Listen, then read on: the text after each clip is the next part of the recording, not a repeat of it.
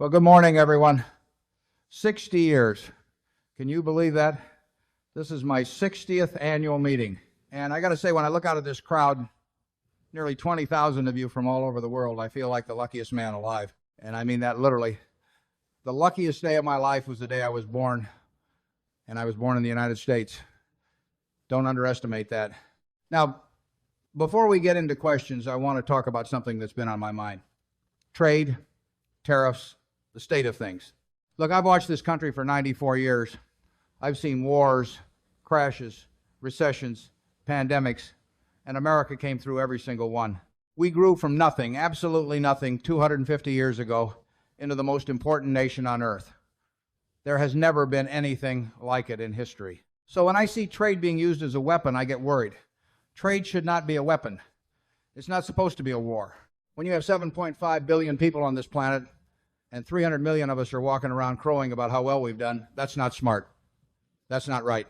The more prosperous the rest of the world becomes, the safer we become, the safer your children will be someday. That's not weakness. That's wisdom.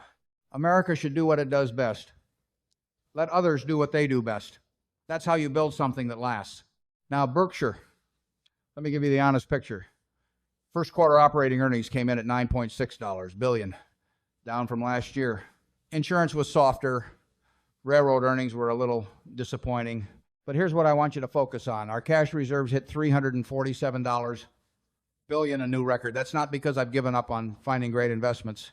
It's because I am not going to deploy your money just to be doing something.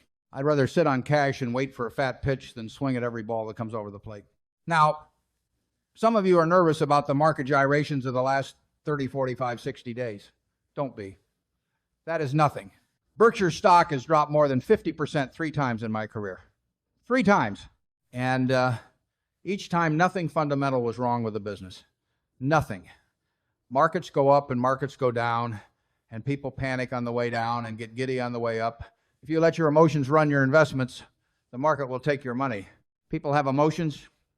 You just have to check them at the door when you invest. Now, I want to say something, and I didn't tell most people this was coming, not even the directors. I think the time has arrived where Greg Abel should become the chief executive officer of Berkshire Hathaway at year's end. Greg is the right man. He has the values, the judgment, the temperament. He understands what Berkshire is, not just a collection of businesses, but a promise to the people who trusted us with their savings. I will stay on as chairman. I will not sell a single share of Berkshire stock. Not one. This company is my life's work, and I believe in it as much today as I ever have.